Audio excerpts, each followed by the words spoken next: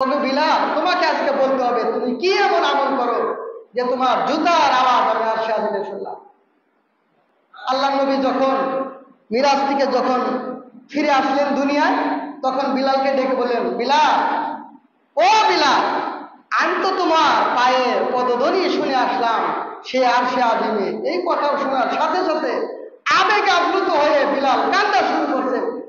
নবীর উম্মত হয়েছি, নবীকে চিনে না। এই নবীকে চিনেছিল হাফসি বিলাল, কালো চামড়ার মানুষ, ঠোঁটগুলো মোটা মোটা।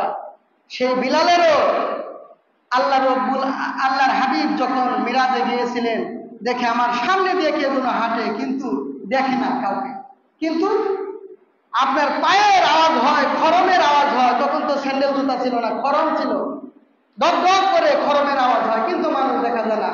কিন্তু নবী বলেন, এই আওয়াজটা তো বড় আমার পরিচিত। আল্লাহ নবী বললেন, নিঃসন্দেহে এটা আমার বিলালের, হাফসি বিলালের পায়ের আওয়াজ।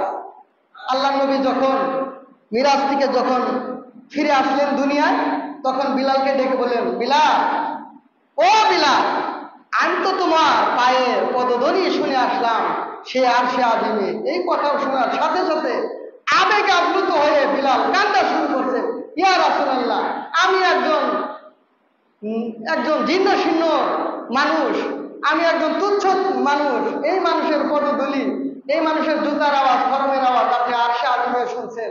ইয়া রাসূলুল্লাহ, আমি তো আবেগে কেঁদে ফেলেছি। আল্লাহ নবী বললেন, হ্যাঁ, তোমার শব্দই আমি শুনেছি।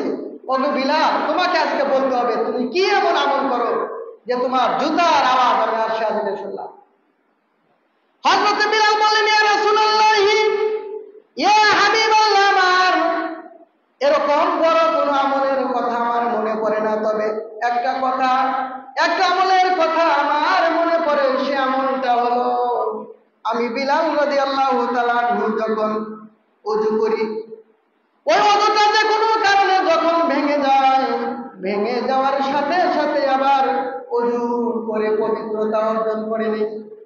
আল্লাহ নবী বললেন, বিলাল, তোমার এই আমলটুকুকে আল্লাহ সুবহানাহু ওয়া তাআলা এত পছন্দ করেছেন যে তোমার এই আমলের বিনিময় আল্লাহ সুবহানাহু ওয়া তাআলা তোমার পায়ের আওয়াজ ধ্বনি আরশে আজিমে আমাকে দেখিয়েছেন। সুবহানাল্লাহ।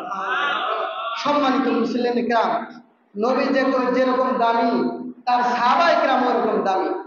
সম্মানিত মুসলিম ইকরাম, বলতেছিলাম এই নবীর যে কত দাম, এই নবীর যে কত ইজ্জত, সত্যি আমরা বুঝি নাই, সাহাবায়ে কেরাম বুঝেছিলেন।